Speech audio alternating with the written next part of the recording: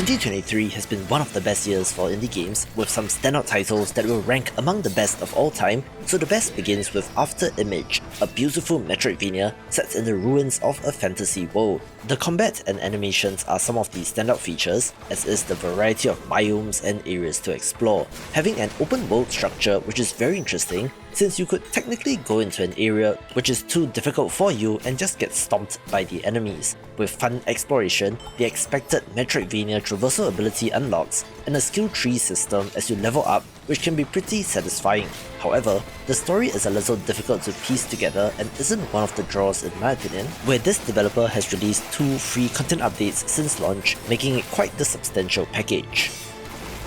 Mechanics and concepts are usually borrowed and tweaked from one game to the next, with Wall World of course being a standout title in the defense mining roguelite subgenre. This has you digging into a wall to get resources so that you can upgrade your spider tank and more effectively fend off enemies, repeating the loop of digging, upgrading and fighting, and has a good look. They did release a DLC titled Deep Threat, which adds even more content, with the base game being very affordable, so why not give it a go.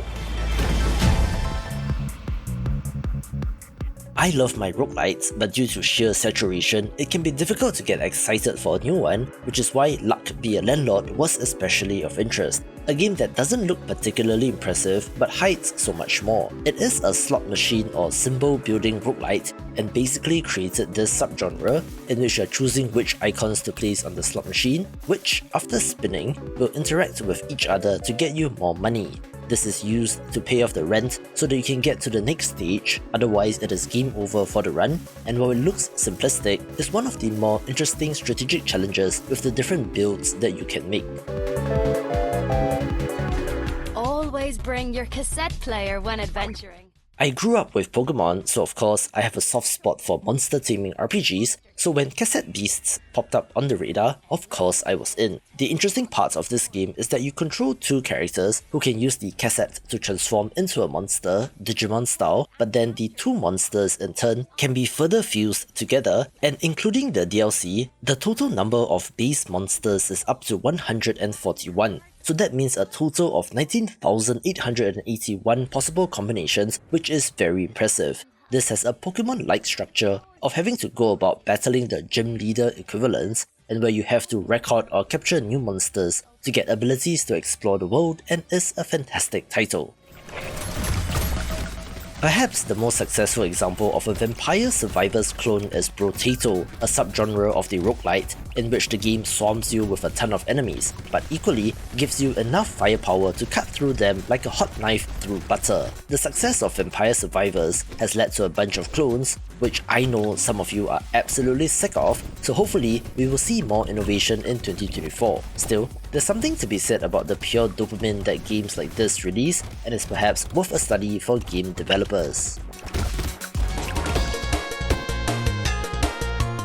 Speaking of innovation, one of the reasons why I love indie games is that developers can take the weirdest mechanics and make it fun, case in point being Backpack Hero, a turn-based roguelite RPG but with an inventory management twist. Yes, the inventory Tetris that we have all come to know and love, or hate, depending on who you are, from games like Diablo or Resident Evil is the primary gimmick of this game, in which the placement and orientation of said items in the backpack affects their effectiveness. As such, the inventory grid then becomes a whole new puzzle element to wrap your head around as you seek to create the most devastating build to destroy your enemies. And with the 1.0 release, they have added additional elements like a village building meta progression layer, making it more accessible, although the more pure dungeon crawling only mode is also available and is another standout title in the space. But she's a princess, we're supposed to save her.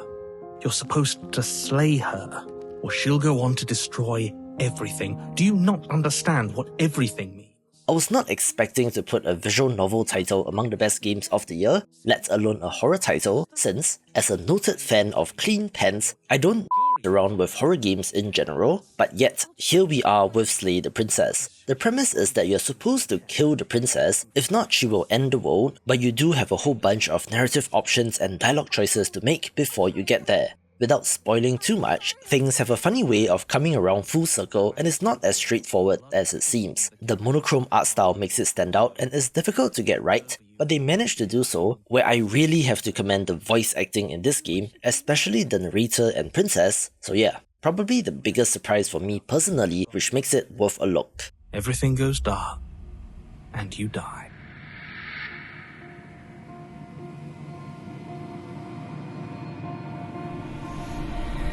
Speaking of horror games, I do have to give World of Horror its dues as well, a roguelite RPG with amazing music and art which released out of early access after many years, and unsurprisingly, based on its history, is a fantastic game. Again, I'm not a horror person, choosing to avoid creepy movies, books, YouTube videos, anime and such whenever I can due to a love for clean pens, but my curiosity has gotten the better of me and I've seen my fair share of Junji Ito's work, and I have to say, the 1-bit pixel art of this game certainly looks like a horror manga. You're attempting to stop cultists from summoning an eldritch evil by solving various mysteries around town with some really horrific monsters and spirits in this game that is definitely worth a play. The stylish pixel art action platformer somehow always goes back to cyberpunk, think Katana Zero for example, since there's just something about the neon lights that adds a layer of attractiveness to the game, with the title of interest this year being Sanabi. You play as a retired warrior who is pulled back into action, having to ascend the mega city in order to face a great evil. As can be seen, the main gimmick is the chin-hook prosthetic arm of the main character, which allows him to grapple and swing around, which combines beautifully with the combat and action. If speedrunning is your thing, this game does cater for that as well, but if you're a normie like me, it will provide plenty of challenge and fun as well. I've recently noted how indie games moves in waves, with developers that grew up with the NES or SNES making gorgeous pixel art titles, but things are beginning to shift with developers that grew up on the Nintendo 64 and PSX instead, with a key example being Pseudo Regalia. This is a 3D Metroidvania that nails the throwback look, in which the story is told pretty vaguely, so I'll leave it to you to explore. However, what I want to highlight is the combat and platforming in particular, since you have a variety of moves in your arsenal, which, if skilled enough, can be used to sequence break to get to another area much more quickly, and where the movement feels fluid and is great to play.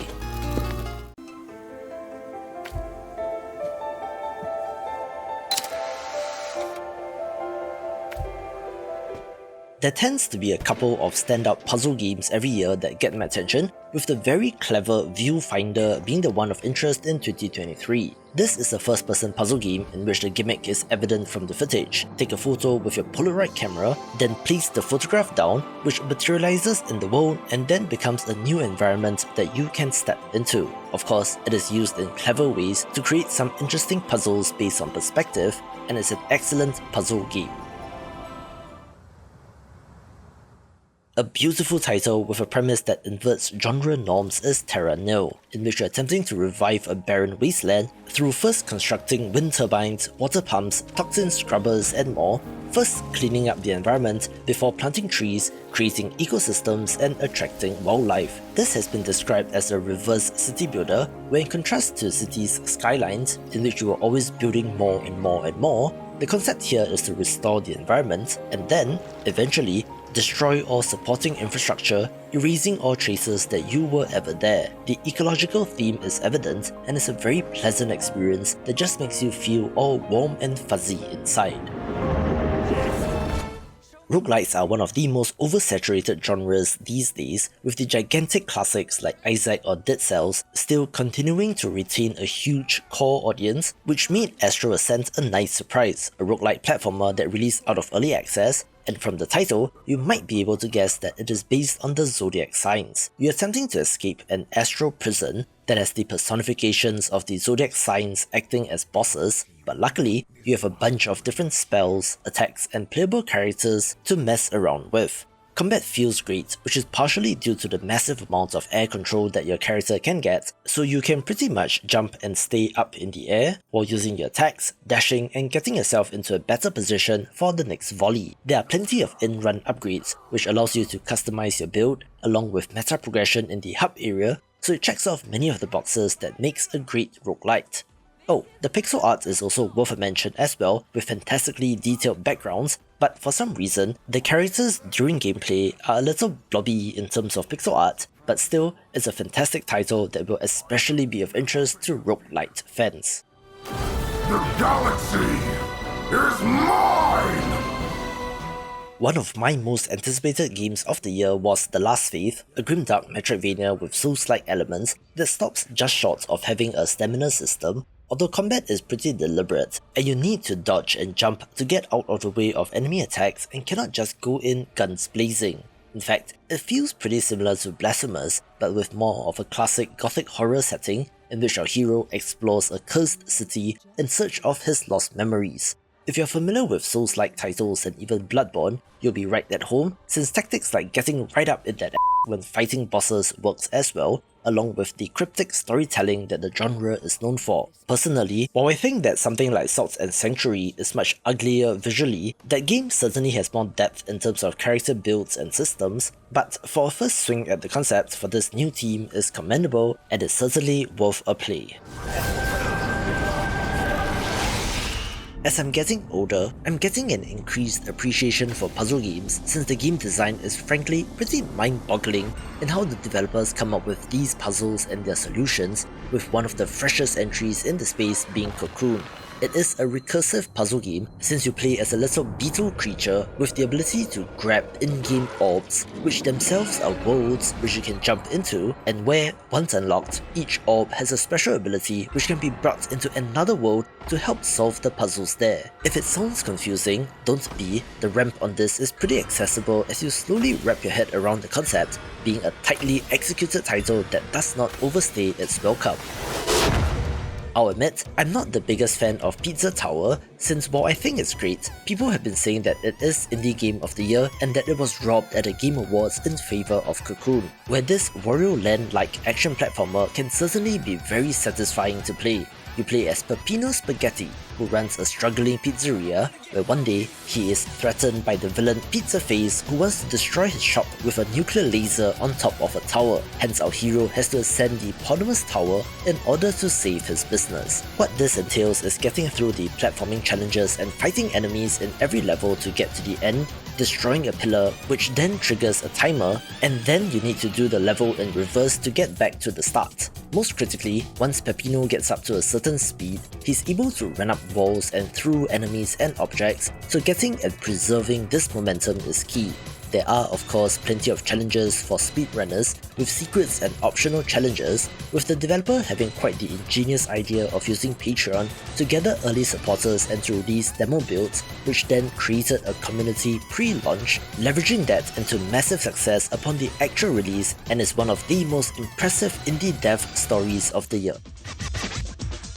Darkest Dungeon 2 is the sequel to a game from 2016 which is one of my all-time favourite indie games, so to say that expectations were high is an understatement, and while the reception to the game is understandably mixed, I do still think that there's something here. There are familiar returning elements such as the turn-based positional combat, a stress system that might cause your hero to break down in combat, eldritch monsters, and many familiar returning characters. But instead of having the hamlet as your base of operations, this game leans more heavily into the run-based roguelite structure. The more I think about it, the more I realize that the original is not a roguelite, since while your characters could permanently die in combat and the dungeons were randomly generated, leveling up your characters and being able to take them from one dungeon to the next mitigates the roguelite nature, which is why this game was a distinct change. There are some new elements like a character relationship system and more obvious meta-progression systems, which unlocks new characters and items, and while this is different as compared to the original, it's still a roguelite RPG worth a play.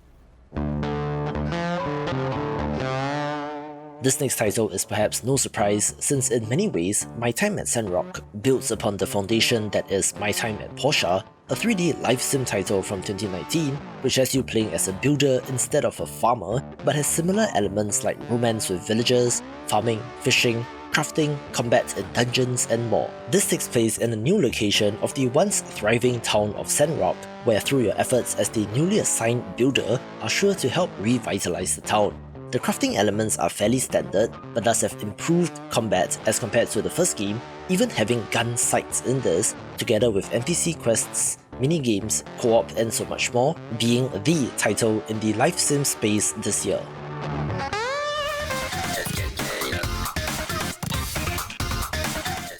title that oozes style is Bomb Rush Cyberfunk, a 3D exploration platformer in which you're attempting to claim the city of New Amsterdam, spraying graffiti, battling rival crews, and running away from the police in order to become All City, a term describing someone that manages to get paint all over the 5 boroughs of the city. It has an explosive start to the game and does have a classic tale of revenge, together with an interesting central narrative. The gameplay involves you moving around the city on a skateboard, rollerblades, or a BMX bike in order to paint the city, and then challenging rival crews for control, having one of the sickest soundtracks of the year with an art style to match. The Jet Set Radio comparison has to be made since it seems very much like that game, and even as someone with no particular affinity for that, I still found this to be very enjoyable.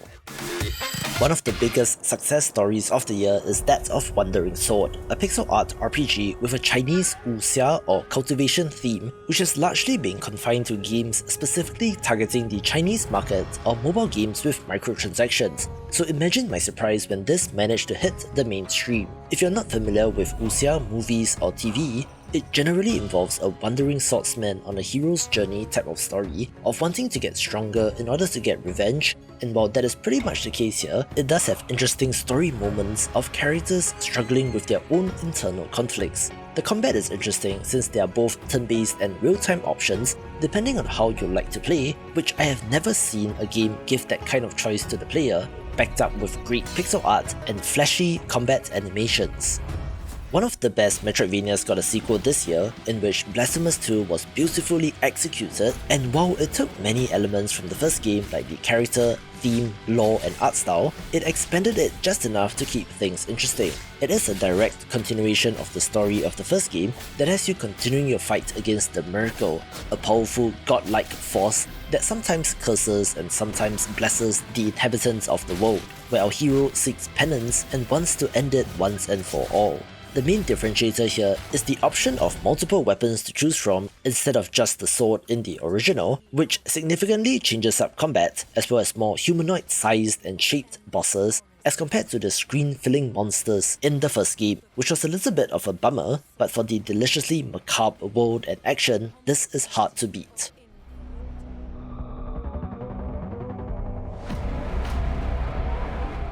Another release out of early access which I love is The Last Spell, a turn-based tactics RPG with great pixel art and has a fantastic gameplay loop. In this world, essentially nukes have been discovered in the form of a devastating spell which can destroy entire cities, which led to an arms race and the nuking of many cities via mages. However, from the ashes of those destroyed cities arose the undead horde powered by Sid magic who are now assaulting the remaining humans, so you need to defend a city and the mages within, trying to buy them enough time so that they can cast the last spell to banish magic from the world. This alternates between a day-night cycle in which you reinforce defenses and upgrade your characters in the day, and then fight off waves of enemies at night, culminating in the boss fight after a certain number of days. There is meta progression that allows you to constantly unlock new weapons, armor, buildings and more, as well as multiple difficulty levels per scenario, with the satisfaction of slaughtering masses of enemies being excellent.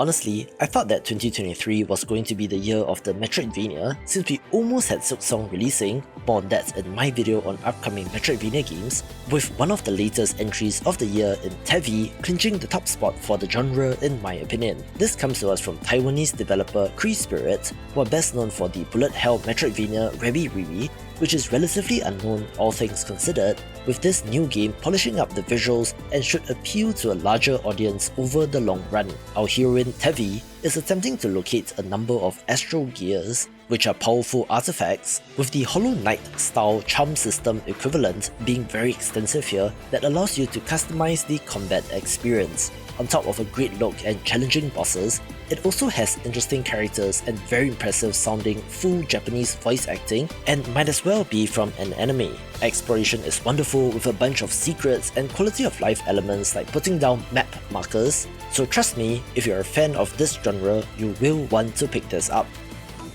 One of the reasons why I love indie games is that developers continue to make games in a genre that is near and dear to my heart, something that bigger developers like modern Square Enix isn't quite doing in the Japanese-style turn-based RPG. So of course, like with Chained Echoes last year, Sea of Stars is my pick for 2023. This is from the developer of The Messenger and is technically set in the same universe, in which you play as the Solstice Warriors, fighting back against the forces of the Fleshmancer, an evil alchemist that is creating monsters that will destroy the world. This is a time and space spanning adventure and is very Chrono Trigger-like in nature, which is perhaps the biggest inspiration for this game, and I have to say, they nailed exactly what they're going for. It is quite the expensive RPG experience as well, having plenty of collectibles and even mini-games, with the dungeon crawling exploration and puzzle solving involving manipulating time of day, and the excellent turn-based combat with combo attacks being a fantastic throwback while still feeling modern, and is one of the all-time great indie games as well.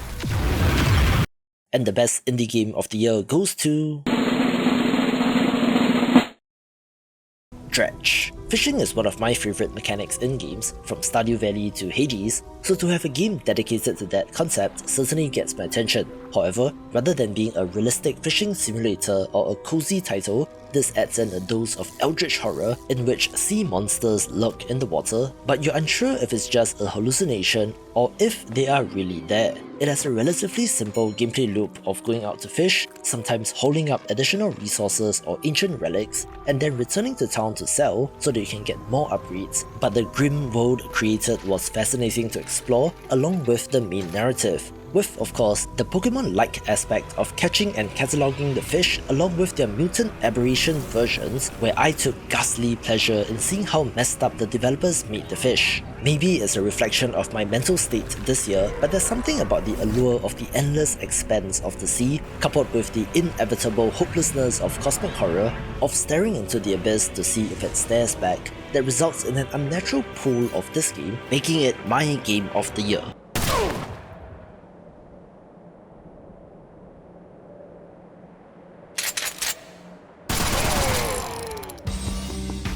The hidden gems of the year are games which are around or under 1000 Steam reviews and are lesser known in the grand scheme of things, where the number is arbitrarily chosen, but do I have a treat for you, beginning with Kill the Crows, a title that appears to be a pretty box-standard top-down shooter, but does have a weird West theme, and most interestingly, one-hit kills as well as a special ability like the Cowboy in Overwatch that allows you to rapidly take out multiple enemies. As such, the action can get pretty intense since you need to attack and dodge enemy bullets, with bosses also dying in one hit, which leads to interesting game design choices being made, and is a $5 game as well.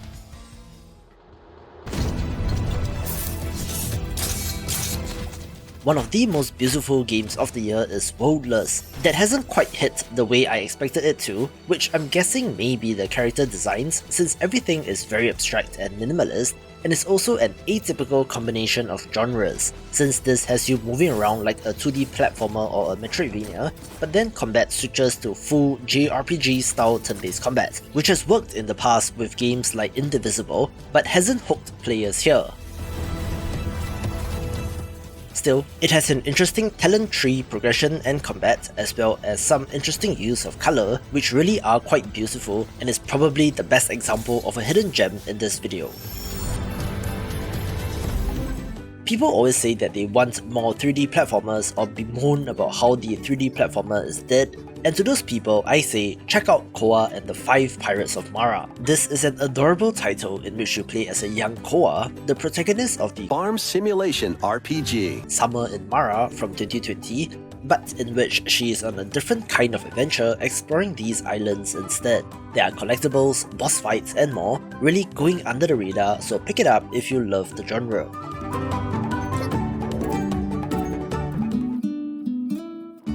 Puzzle games, unfortunately, do tend to end up in the Hidden Gems video since they don't have that same kind of mass appeal, which is why Polybridge 3 shows up here, the latest entry in the bridge building physics-based puzzle game series, but yet still manages to introduce new ideas and concepts. For example, there is an open world structure to the campaign rather than the more linear approach of the earlier titles, a sandbox mode without constraints to flex your creativity, as well as improved physics simulation, all with the wonderful wonderful low-poly art that this series is known for.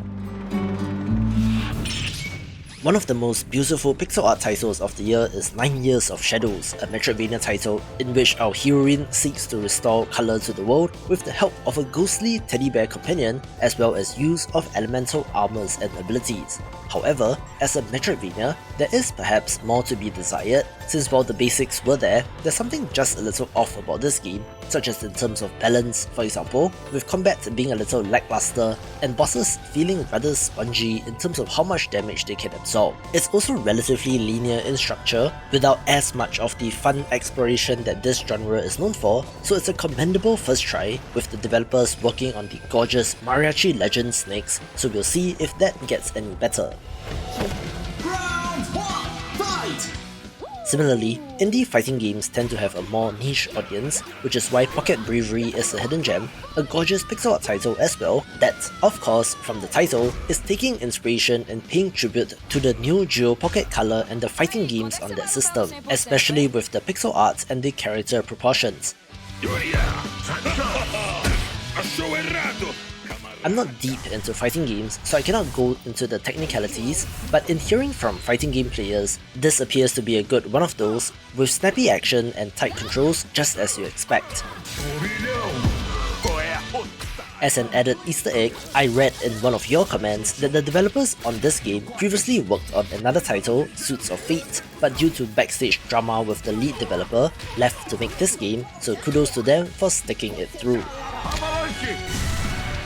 The game with the most number of reviews in this list is Nova Lands, a crafting automation title in which you're using robots instead of conveyor belts, but leans more towards forager rather than factorial. You know the drill by now. You are first manually harvesting resources by hand, using these to construct more advanced buildings and tools, to get better materials and so on, eventually being able to use robots to help automate the gathering and processing of materials. But this is in addition to an exploration and combat element in which you're exploring the wilderness. It is not super deep or mechanically complex, but provides a great introduction to the genre that is a lot more friendly overall, and interestingly, is not an early access title, with the developer just releasing the free Quantum Gravity update in December 2023, so I have to give them a shout out as well. Horror games are not usually my thing, but every once in a while, one that is unique enough comes along, which has to be mentioned, such as Little Goody 2 Shoes, a gorgeous pixel art title that mixes farming, life and dating sim elements, along with action-adventure exploration and horror when she ventures into the woods and a mysterious cave at night. Which, as you already know, means that things have the potential to go very, very wrong. The 80s inspired anime art style in cutscenes is awesome, mixed of course with fantastic pixel art, coming to us from the developer of Pocket Mirror Goldener Trom as well, and is one of note. Name is Trevor Hills, is now on the run in the popular TV show American Arcadia. A smaller title that you might have missed is American Arcadia, which features two protagonists as well as a setup similar to The Truman Show. One of our heroes is a character who doesn't know that he's the lead character in a TV show titled American Arcadia, and the other is a stage technician trying to help him escape. It switches between side-scrolling platforming and first-person perspective for each of the two characters, with the 1970s sci-fi metropolis setting being very well done, hiding, of course, a much darker truth, since if the main character isn't popular enough with the viewers, then it's a one-way trip to execution, being an intense and thrilling experience.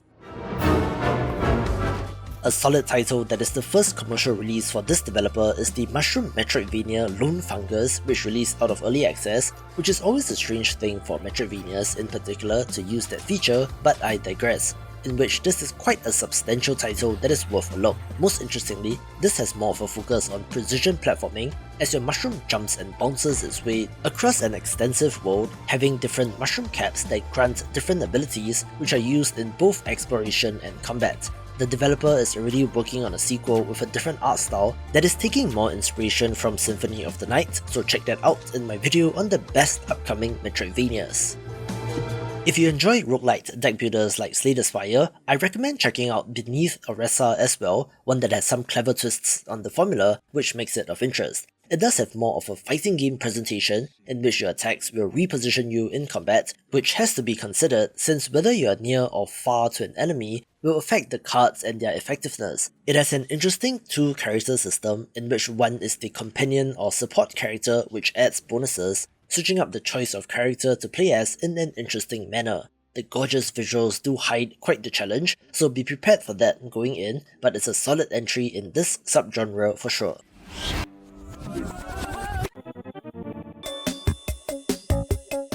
If variety is the name of your game, which is likely to be the case since you like indie games and are watching a video on 25 strange and interesting titles across all sorts of genres, then Knuckle Sandwich will be for you. First off, it is very weird, since you play as a young man who moves to a new city in which you may or may not have killed someone and end up embroiled in a mystery that involves a gang and a cult. From the visuals, of course you can see the Earthbound inspiration, but critically doesn't exactly have turn-based combat, instead having over 100 different types of mini-games from rhythm, action, reaction, shoot 'em up, puzzles, memory and more, and is truly one of the most unique games of the year. An awesome shopkeeping action-adventure title is Cuisinier, one that is a roguelite insofar as Moonlighter is one, in that there are procedurally generated dungeons to explore and fight enemies to collect ingredients, but then you get to return to your restaurant to cook food and serve customers, having to earn enough money to pay off a debt. As such, it's not crazily innovative since it's the exact same premise that has been used to set up other shopkeeping games like Pushonomics or Recettear, but it is well executed here and has a very compelling gameplay loop, not to mention an introduction to the foods of Southeast Asia which you don't see every day. Here's one of the most interesting and weird roguelites of the year in Mr. Sun's Hatbox, a title that looks like a standard roguelite platformer but does have stealth elements as well. You take on various missions to steal back your hats from the enemies, with each hat having some unique property or modifier, but then you can also Fulton enemies, MGS 5 style, to capture to become your crew in the next mission. As such, it is very unique, without a close comparison in the market, and is very underrated all things considered. Here's one of the most fascinating titles of the year in Affogato, in which you play as a sorceress running a cafe in a city that doesn't sleep, combining the visual novel and character building elements of games like Coffee Talk with a time management aspect seen in games like Persona 5, and also a reverse tower defense gameplay element when you delve into the minds of your customers to help them fight their inner demons. The reverse tower defense part is neat, since you lead a train of characters and choose the path to take, having to play cards at the right time, but in which the characters and writing are perhaps the main draw over the action, but has a nice balance of all of these aspects and is worth a play.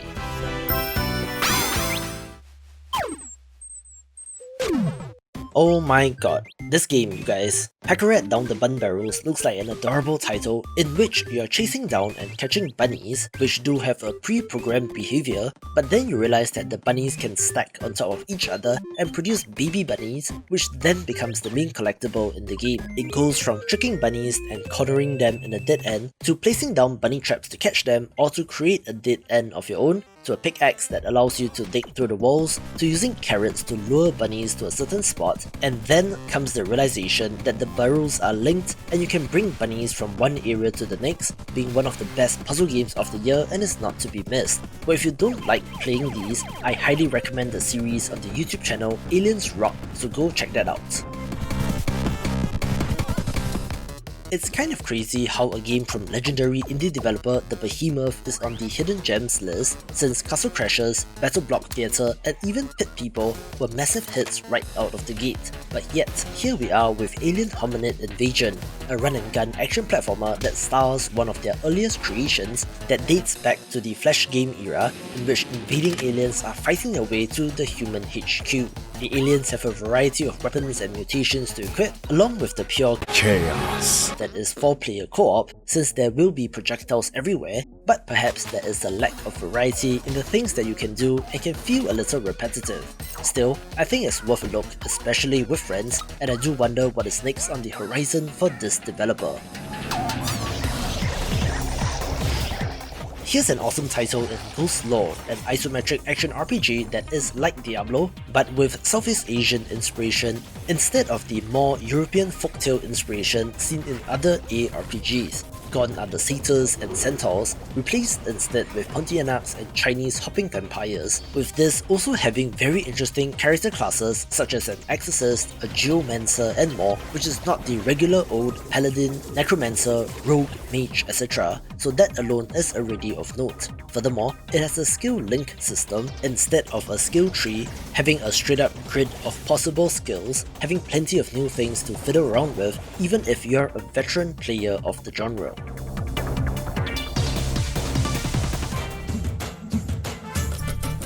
One of the most touching narratives of the year is that of Venba, telling an immigrant story of an Indian mother who moves to Canada in the 1980s, having to raise a son in a new land and the challenges that come along with that. While I'm not Indian, I can certainly empathize with the issues here of the son being raised in two different cultures, of the difference in treatment that he gets at school, to the traditions and events that either culture celebrates, with him being in the middle, with food playing a central role here and might just make you shed a few tears. For myself, it was always going to be a one-way trip.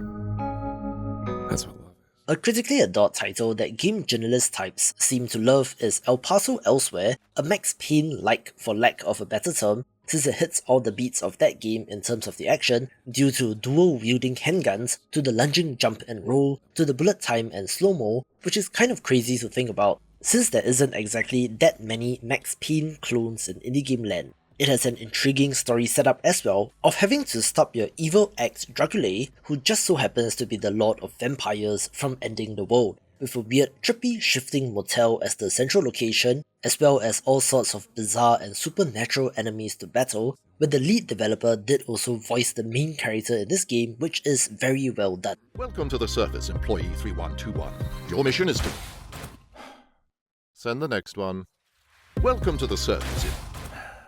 Next. Welcome to the surface, employee 3123. Here's an interesting factory builder automation title with a twist, since Atrial the Dark World is not just a simple factorial clone, but has ideas of its own. The main objective here is to restore light to the world, but that means having to have the infrastructure necessary to do so, which means setting up the necessary production lines in order to power your base. However, it is not as simple as mining for resources to build a robot arm, but rather having to go out into the darkness to fight and capture creatures that can very well kill you, being one of the most unique takes on the genre that I've seen and is criminally underrated. Base and complete your mission to restore power. Employee 3123, I dare say you've done... Send the next one.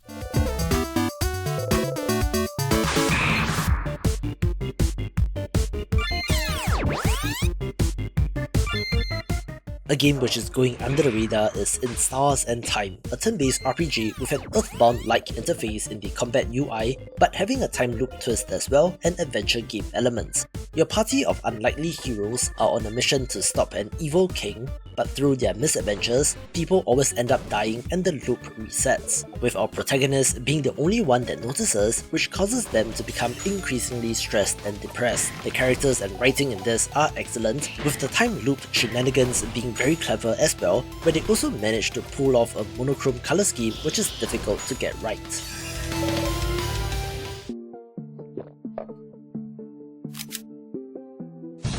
The next game from the developer of The Friends of Ringo Ishikawa is Fading Afternoon, essentially a Yakuza live sim beat-em-up title that is awesome, in which you play as a middle-aged gangster who is released from prison, now having to navigate life in this new world. It takes cues from classic Japanese cinema and Yakuza-focused films, juxtaposing the violence of combat, which includes swords and guns, with periods of solitude and quiet reflection as the protagonist really tries to figure out what he wants in life. The game does kind of throw you into things without much explanation, which is what some players have found issue with, but if you love to be immersed in a game world and just poke and prod at things to see what the developer has included, then this is definitely the game for you.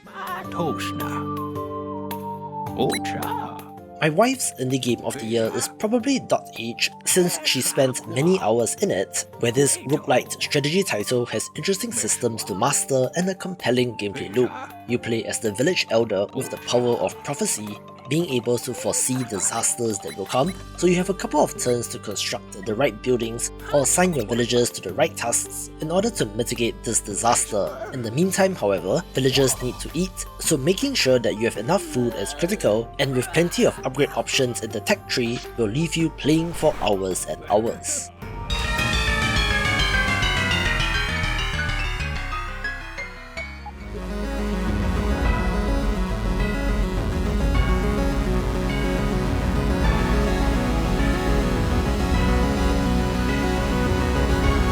This game might not look like much, which is precisely why it's here, since this monochrome Sokoban style puzzle game comes to us from a developer whose previous game was a shoot 'em up, so it's quite the departure to say the least, in which Void Stranger has you solving puzzles and descending deeper and deeper into the void. Now that might not seem like much, but of course it's not just a simple puzzle game, but the Steam reviews in this are interesting, since the people who leave negative reviews have 1 to 3 hours of playtime, but then all the positive reviews have like 40, 50, 60, 70, 80 plus hours played. So there is definitely something deeper going on, where it seems like puzzle games are the perfect genre to hide massive secrets that will blow your mind, which I'm finding myself increasingly gravitating towards, so maybe you'll see more of these on the channel.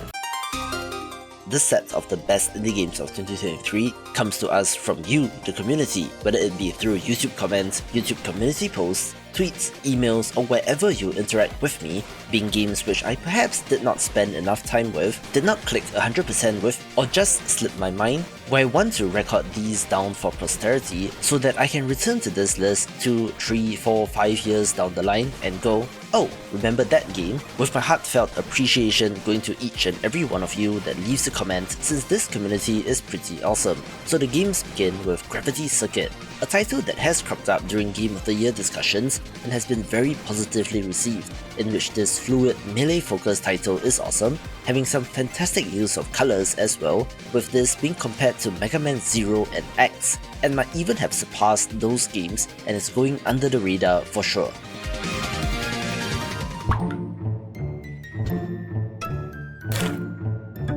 Here's a fascinating title from developer Daniel Benmurgui, who made the underrated Fidel Dungeon Rescue, which I adore, so his next title, Storyteller, is of interest. It's a puzzle game in which you're picking characters to place into spots on a comic strip to tell the story, having to figure out which character or item goes where so that it matches up to the prompt given to you. Unsurprisingly, this was picked up by Annapurna, who published the game, with more narrative-focused titles being their speciality, and this delivers on all aspects, where there have been free content updates, which makes this an even better package.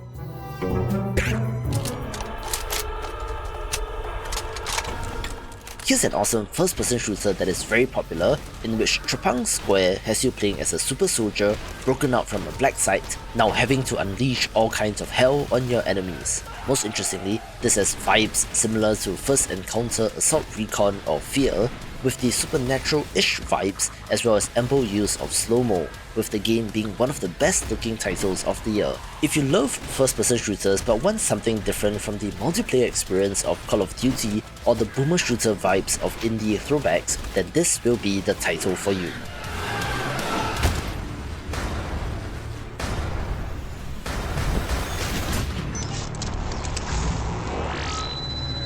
I'm not the biggest horror or adventure game person, so you can imagine why this horror adventure game makes the fan favorite list, since Stasis Bone Totem is a very well crafted one of these. It is in the same series as Stasis from 2015, although there's no need to have played the earlier title, with a new set of characters and a new setting, and while this game looks like a Fallout 1 isometric CRPG due to the visuals and the camera angle, it is in fact an adventure game through and through. You control 3 characters who are exploring an underwater abandoned oil rig in the Pacific Ocean, and since these characters are scavengers by trade, they had the initial objective of exploring to see what is valuable and can be salvaged. Of course, horrible things have happened, which a corporation is trying to keep under wraps, being quite the intense experience and has gotten people raving about this game. Out in the Indian Ocean is a tiny desert island where a multiverse-spanning drama is unfolding.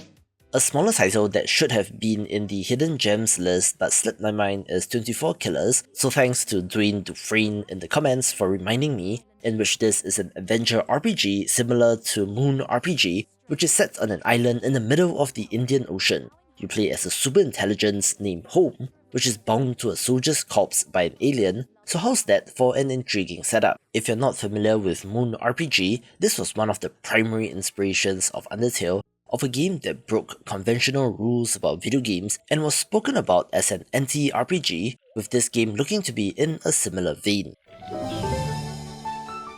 Co-op Jump King sounds like a nightmare, and yes, Bread and Fred is exactly that, in which two penguins who are tethered together must make their way up the mountain to reach the snowy summit. Of course, single-player frustration platformers like Jump King or Getting Over It are bad enough, which makes a co-op version even more devious and challenging, but there's also the option to play solo, which replaces your partner with a rock. They've been adding stuff to the game since launch, such as online multiplayer and even new songs in the Super Duper Ultra Redux mixtape update from September 2023, definitely being a game of interest.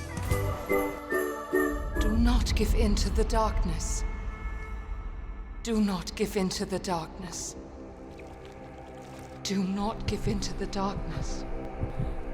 You will find what you are searching for within the mountain. As a noted fan of clean pants, horror games are not my jam, but I know some of you love them, with this entry coming to us from Patreon member and frequent commenter on the videos, Rick Klinite, in which Bramble the Mountain King is a grim horror adventure title based on Nordic fables, but of the dark and grisly kind instead of the sanitized fairy tale versions. Isn't it funny how the original Grimm Brothers fairy tales are kind of messed up, and the same thing appears to be present in the Nordic region, in which the monster designs here really give me the creeps.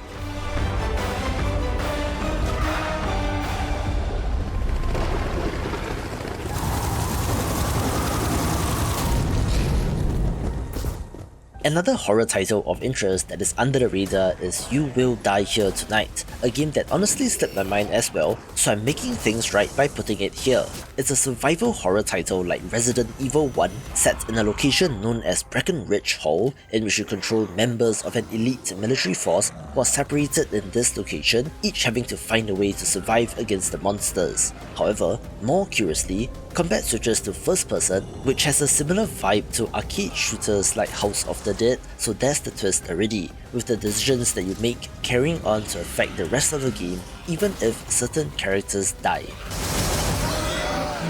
Secretly, one of the most successful games of the year is Sailing Era, which I believe comes to us from a Chinese developer and is an open-world sailing RPG with an anime art style. If you played the Uncharted Waters games, you will know what to expect, since this has you leading a crew and exploring the world, sailing from port to port, buying low and selling high in order to fund your adventures. Interestingly, the world is fully simulated, so that means it is scaled to a real-world equivalent, with monsoon currents and weather being part of the factors that you have to deal with. There is, of course, naval combat with ships, but you're also able to board vessels and take part in hand-to-hand combat. They have since added one paid DLC and one free update to the game, which introduces new characters, ports, quest lines and more, being an epic scale adventure not to be missed.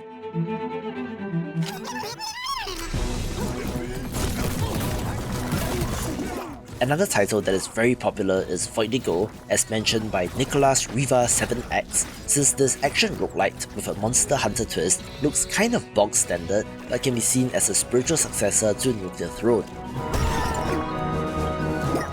You play as a Void Hunter who enters each realm with the intention of hunting down the boss, getting loot and weapons along the way to help you in your quest. Bosses here can stalk and hunt you down, but can also run away and escape when injured, instead of stupidly hanging around the boss room the entire time, with the animations and how things just explode really being quite satisfying. Yes, there have been a number of farming games over the years, to the extent that people seem quite worn out by the genre, but if that's you, perhaps Sun Haven might be of interest, one that adds in enough fantasy elements to have it feel quite different as compared to Stardew Valley, for example. set in a world of magic and monsters. As a new arrival to Sunhaven, work your way up by developing your farm and selling crops so that you have enough resources to become the hero to fight back against an encroaching darkness. The interesting part is that you can create your own character from a selection of fantasy races, see RPG style, and can build and farm in 3 different cities all at the same time. The expected farming, fishing, animal raising, mining, combat, festivals, and even relationship systems are all there, but with it being untethered to the real world, expands the sheer variety of this title, even having co-op support being one of the must-plays in the genre.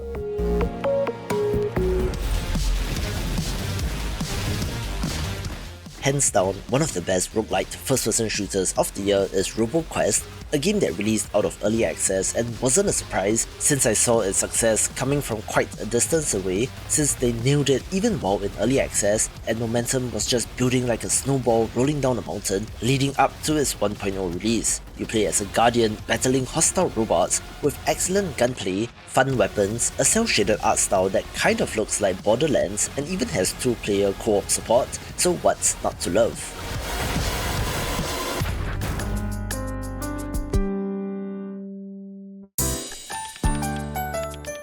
I also want to give a special mention to A Space for the Unbound, coming out of Indonesian developer Mojiken, and tells a story that only they can tell since it is set in rural Indonesia in the 1990s, but with a supernatural twist. Things are not as they seem when 2 high school sweethearts experience the end of the world together. The narrative is intriguing, and I've seen more than one person say that this game made them ugly cry at the end, being a testament to how powerful the medium of video games really is.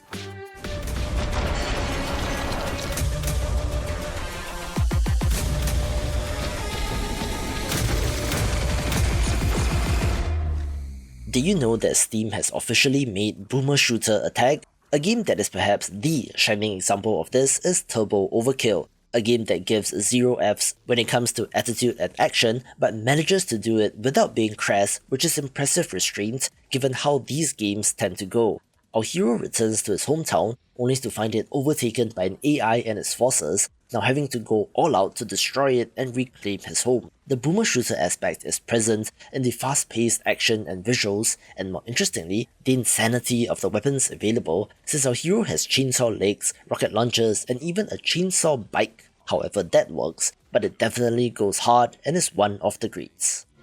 If you're a fan of the Slay the Spire style deck builders but want something different, how about Astria 6-Sided Oracles, a roguelike dice builder instead, which has an interesting visual style that stands out, in which you're attempting to save the star system but have to manage both purification and corruption in order to do so. The former can damage enemies or heal yourself, while the latter will damage yourself but heal enemies, but you get access to special abilities the more you are corrupted, leading to an interesting risk-reward system, and with 6 characters and 20 support sentinels to choose from, has plenty of variety. I'm pretty sure that most of you have not heard of Volcano Princess, so if that's you, leave Princess in the comments below, in which this is a time management parenting simulator game like the Princess Maker series of games, in which you're raising a little girl and preparing her to be the next monarch. So, you might be asking, why the hell is this of interest? Well, it has a stunning 26,000 Steam reviews as of recording and an overwhelmingly positive rating, which, as a point of comparison, is 4,000 more than Dredge. So this has also sold a stupid number of copies, but yet no one seems to be talking about it. You're essentially choosing activities for your daughter so that she can level up her stats, affecting her future and how she will interact with the citizens, with, of course, multiple endings. Even more amazing is that this is from a 2-person team out of China, and it's absolutely crazy how successful this game is. A game which I thoroughly enjoyed but kind of fell off is Wild Frost, a roguelike deck builder with tactical elements, since you have to place cards down on the grid, having interesting systems to wrap your head around, and amazing art as well. An endless winter has enveloped the world, and the last bastion of the world is named Snow Dwell, which is your home base, in which adventurers set out on expeditions into the frost, so that they can find a way to banish it forever. I like the charm system in this, in which you're adding trinkets and ability modifiers to existing cards, but recognize that it may be a little too RNG for people's likings, which did make me eventually fall off, but the twist in the final battle and the addition of new free content through updates makes this of note.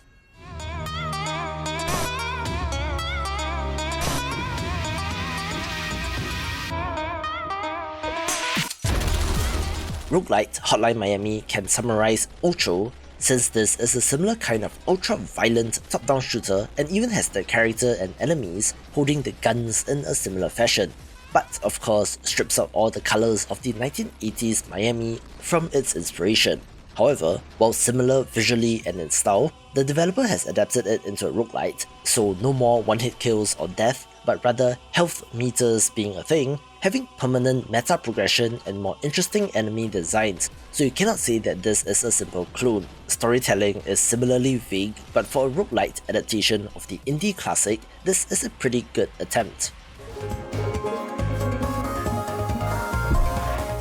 My wife is a huge Slay the Spire fan and plays it pretty intensely with how fast she can play the cards, not even having to read the descriptions after being so used to them, so of course I recommended Cobalt Calls to her and she cannot stop playing as well. Similarly, this is a roguelike deck builder, but in which you're piloting a ship, in which you're playing cards to damage your enemy, and where the energy system is present, as is the telegraphed enemy attacks. However, the twist is that positioning matters, so you can literally move out of the way of enemy attacks, and with asteroids in play adds an added layer of strategy. Additionally, you can take multiple crew members on board, which contributes differently, and also has a time loop structure in which you're unlocking memories for each of the characters as you complete runs of the game, which fleshes out the narrative, being a different kind of deck builder. I have never played King's Field, which is probably why this game didn't hit as hard for me, since by all accounts, Lunacid appears to be a King's Field-like, instead of a Souls-like, a first-person title that draws parallels to FromSoft's earlier game. It's a first-person dungeon crawler with an accidentally done throwback look, set in a similar cosmic horror kind of grimdark world, where you have been banished to a moonlit subterranean world due to your crimes and have to go deeper and deeper below. It hides plenty of secrets, and there's fun to be had in the exploration, despite the relatively simple combat, but this game has atmosphere for days and might be of interest.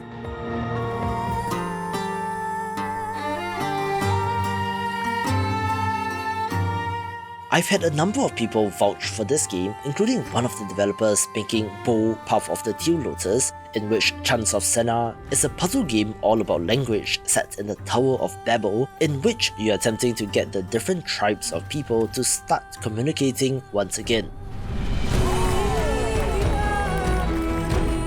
It looks gorgeous in an almost Sable kind of way, with the puzzling out of symbols and what they mean being very interesting, and shares similarities to Return of the Obra Dinn. Where 2023 really has been a fantastic year for puzzle games, find more of them in my Hidden Gems recap video as well.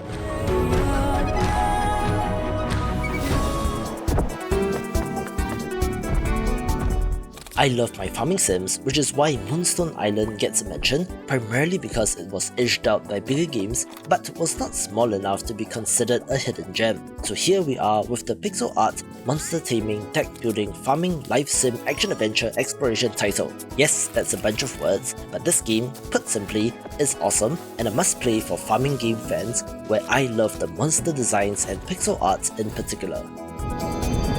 A beautifully executed roguelite city builder is Against the Storm, a game that is set in a world of endless rain in which you're struggling to survive. The loop comprises of gathering resources and constructing buildings to fend off the next calamity, in which you're constructing a chain of settlements as you attempt to make progress on the larger goal of reclaiming the wilderness. The scenario by scenario aspect of the game is neat, since you don't need to spend too long on any one city, being able to learn and change your playstyle as you go along. But even if a particular settlement does fall, there are meta progression elements that give you just enough of a boost to keep playing, resulting in one of the best and most popular games of the year, which, like RoboQuest, was a pretty obvious pick since this developer has been crushing it ever since early access. A no-brainer pick if you love Metroidvanias is Laika Age Through Blood, where I've gotten at least 6 comments in my Game of the Year videos saying that this game should have been in those lists, where this self-styled Motovania is certainly one to play. You play as a mother coyote on a path of vengeance, riding around a post-apocalyptic wasteland on a motorbike and wreaking havoc in the process. The motorcycle-based combat is of course the most interesting part, in which the wheelies and sick flips are not just for show, but can lead to very deadly and very bloody combat, getting on the list for how unique it is as a concept. From the opening seconds of this trailer, sure, this game looks cool, being a stickman fighting game with intense action, but then comes the reveal that your only move is hustle. It's a turn-based game in which you're preempting enemy movements and choosing the right counter move, which then plays out in real time, but a turn-based fighting game is insane as a concept and was absolutely robbed of the most innovative gameplay Steam award, so rectify that by supporting this developer. Here we go! It's anything goes when it comes to the best of the rest from 2023, from AAA, AA, mobile, browser-based, not so indie, and even early access titles, where again, the point is to bookmark these awesome games so you can go back to check in on this list in the future, with the non-indie titles having an asterisk. So let's begin with Hi-Fi Rush, a AAA title coming out of Xbox, Bethesda and Tango Gameworks in particular, being a vibrant and colourful rhythm action-adventure title that is simply awesome. I was not expecting this game from the people that made The Evil Within no less, so it might signal a new direction for that company, so together with Bomb Rush Cyberpunk, made 2023 a great year for games like this. I was very pleasantly surprised with the System Shock remake, but perhaps should not have been since developer Night Dive Studio specializes in this exact kind of thing, but to give it a full remake rather than just a visual remaster has been impressive work. I never played the original but heard great things, with this being a fairly faithful adaptation from what I can tell, but do note that it is a little bit old school in design and you can easily get lost without the hand-holdy blinking arrows or signage of modern games on where to go next, but it's a game worth getting immersed in. You must serve me well.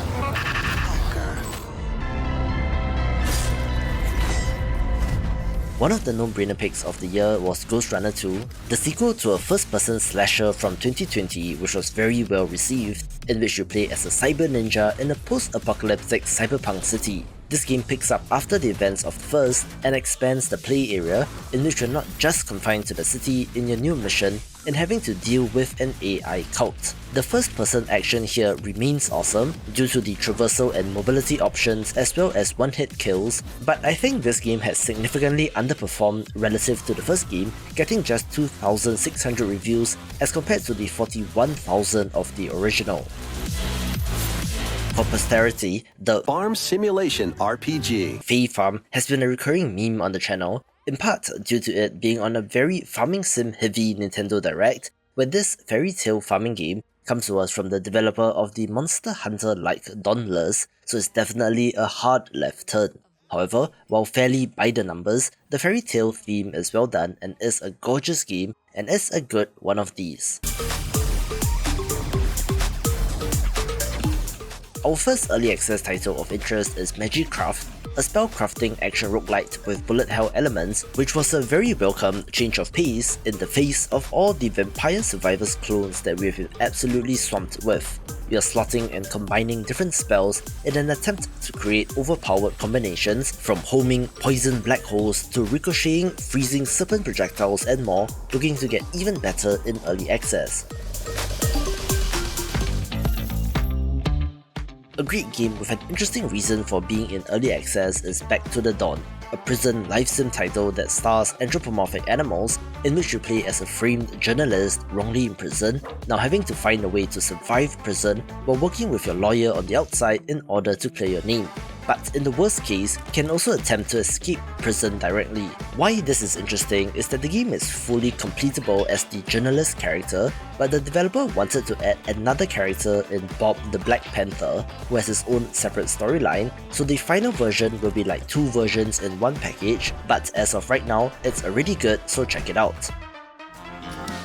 I like city builder titles since I grew up with the Sierra classic Referral, so when the SteamWorld people said that they were making SteamWorld Build, of course I was in, since it features many of the resource management and construction systems of the classic, but adds in a mining and defense twist. It is not as obtuse and is quite friendly in terms of systems, aided of course with the wonderful Steam bots that this universe is known for, being another worthy addition to the franchise.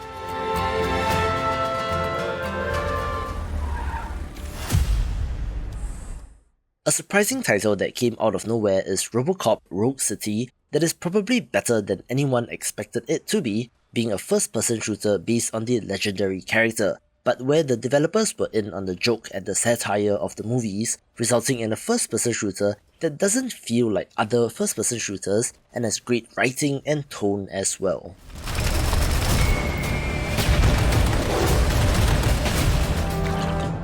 For as much as I rag on Vampire Survivors clones, I do have to give Halls of Torment a shout out, since at least it's doing something different enough, adding a little bit of Diablo 1 in both the inventory system and visuals that makes it different enough, with the game getting updates on an almost monthly cadence, which is always a good sign.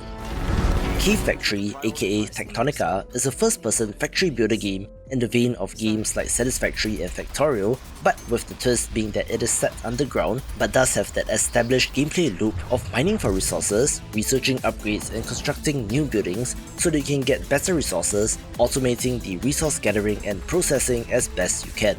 They've been releasing updates since its early access release, such as the Base Builder update, which allows players to construct sprawling underground facilities, where you would think that the underground setting would be a little bit restrictive, but the planet's core is a long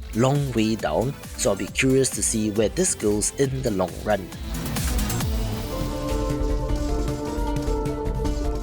A roguelite platformer of note is Spiritfall, a combat-focused title that does take some inspiration from platform fighters like Smash Brothers, but does have a hint of Hades as well in terms of the in-run upgrades and progression. The action feels smooth and has a very compelling gameplay loop, so roguelite fans do not miss out on this game.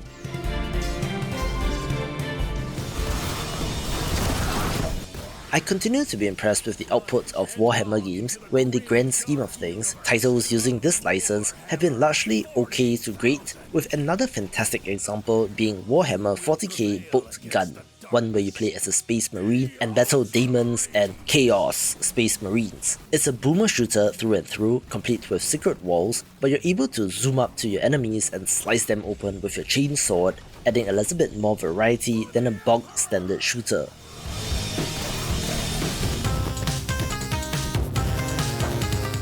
Strategy and tactics fans must take a look at Shogun Showdown, since this is a turn-based strategy title in which you have to defeat all enemies, taking place on a horizontal plane in which you can move and reposition yourself to avoid enemy attacks or to line them up for attacks of your own. Enemy attacks are telegraphed as in Into the Breach or Slay the Spire, with new content in the form of characters, enemies, upgrades and more to be added in early access. Oh my god, this game people, BattleBit Remastered is an absolute testament to the power of indie developers and thinking big, since this is basically a Battlefield game that out-Battlefielded Battlefield, having a core team of just 3 people who have been working on this game since 2016, slowly building up the community and gaining momentum leading up to the release through various playtests, and then it did launch and boy, it shot up the charts and has become one of the biggest games ever at 106,000 Steam reviews as of recording. It is basically low-spec Battlefield but without all the BS of modern Battlefield games, being more of a throwback, and supports up to 254 players per match, while I know that networking engineering is a nightmare even for huge companies, so for an indie team this is extra impressive. While player numbers have fallen off as compared to its peak, it is still pretty healthy and has been receiving updates as well.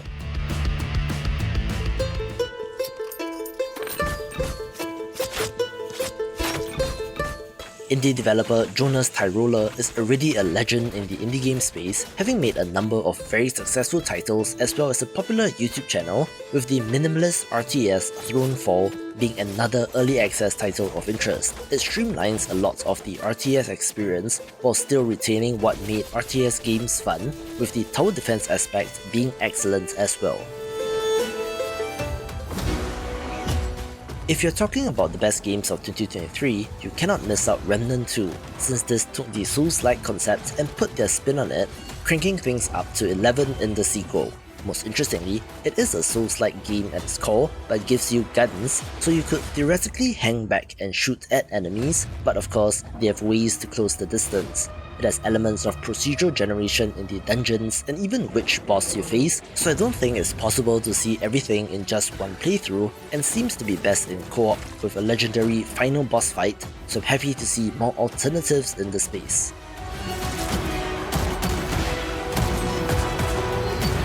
A puzzle game from the people that made Serious Sam would not be the first thing that you think of when suggesting games that they could branch into, since the cerebral nature of puzzle titles as compared to the relative mindlessness of Serious Sam is quite the contrast, but they did so with the Talos principle and proved it was no fluke with the sequel as well. The puzzles are great with the philosophical story and tone depending on your personal preference, but it's a solid puzzle game where this has the asterisk as well, since it was acquired by Devolver Digital, which was at some point a billion-dollar company.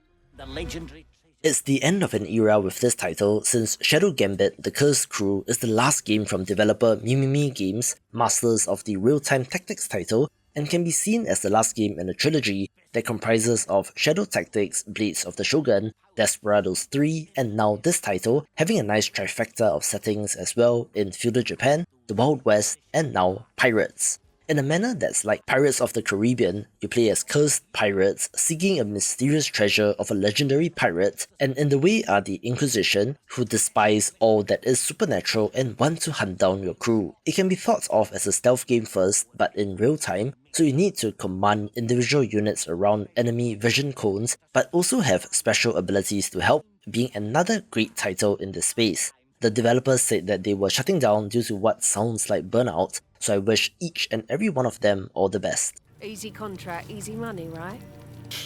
Soon these will be distant memories. We'll be rich. French developer and now publisher Shiro Games have come a very long way from the humble days of Evoland to the massive juggernaut that it is today due to, I suspect, the extreme success of the 4X RTS title Northgard, with War Tales being their latest project, which released out of early access. It's an open world title in which you lead a band of mercenaries taking on various contracts, with combat switching to turn-based tactics on a square grid. The grim medieval world has interesting locations and characters, having some really deep RPG mechanics and systems, and is relatively underrated all things considered. The company is High. You'll have your very own ship. Your very own crew. 2023 in indie games has to include Lethal Company, since this game is from a solo developer and is one of the most insane success stories of the year, having released in October 2023 and in less than 3 months already has 227,000 Steam reviews, which by some estimates translates to as many as 15 million copies sold, so the developer essentially never has to work again. It's a co-op extraction title about finding scrap to sell for money, but with all sorts of horrors lurking in the dark, with the emergent comedy aspects, especially in multiplayer, being something that people really love. It's a good year when we don't get just one but two great Warhammer games, with Warhammer 40k Rogue Trader being a CRPG variant that is also set in the 40k universe. It is from developer Owlcat Games, who made Pathfinder Kingmaker and Pathfinder Wrath of the Righteous, so they have a lot of experience making games like this, but have beautifully adapted the IP to their kind of game. You play as a rogue trader who has quite the amount of freedom as compared to regular subjects of the Emperor, so your decision can shape the sector, where you are able to hire a diverse crew of characters as your party, and is a must-play for fans of the genre. We've got a lot to answer for! They say that it could not be done, that Lies of P was a Bloodborne clone and was only going to be a shadow of its inspiration, but this Korean developer has proved everyone wrong by making something that is really impressive. People have said that this is the best non-FromSoft Souls-like game, which is very high praise, having an impressive combat system as well as the steampunk French Revolution kind of theme and time period, so even in the year after Elden Ring, Souls-like fans continue to be eating good. The success of Baldur's Gate 3 is undeniable, since this title pretty much across the board has been winning Game of the Year awards and really opened people up to CRPGs or computer RPGs once again. It's Larian's finest work to date, following up from the Divinity games, but this time with the Baldur's Gate IP, resulting in a stupid 479,000 Steam reviews, and is also a multi-platform release. So you can just imagine how successful this game has been. One of the most impressive things is how many options you have in this game, which the developer has accounted for, such as being able to stack crates, climb to the top, and fire a teleportation arrow to breach a castle, truly embodying the tabletop D&D experience, but translated into a digital medium and is of note because of that. Now this is an indie game channel after all, so I wanted to give Risk of Rain Returns a proper shoutout since the remake of a 10-year-old game did actually add new content and tweaks and rebalance the game. The original is an indie classic, which I know has a special place in some of your hearts, just like Rogue Legacy was to me, so it was impressive to see the success of that snowball into Risk of Rain 2, which has been absolutely massive, but then the IP was sold to Gearbox, who immediately turned around and are making a mobile gacha game, so it stings a little, but at least we have this title. A game which absolutely pulled the wool over everyone's eyes, including mine, is Dave the Diver, developed and self-published by Mint Rocket, but then it was revealed that they are a division within South Korean gaming giant Nexon, which is a $16 billion company, so it's not an indie game despite the pixel art look. However, that being said, it was my favourite game of 2023 since I love fishing in games, and add to that the sushi restaurant management part, as well as all the upgrades, references and throwbacks, and you have one of the most compelling gameplay loops ever, with the unexpected crossover with Dredge being a very pleasant surprise. For a preview of what 2024 has to offer, watch this video for more indie games.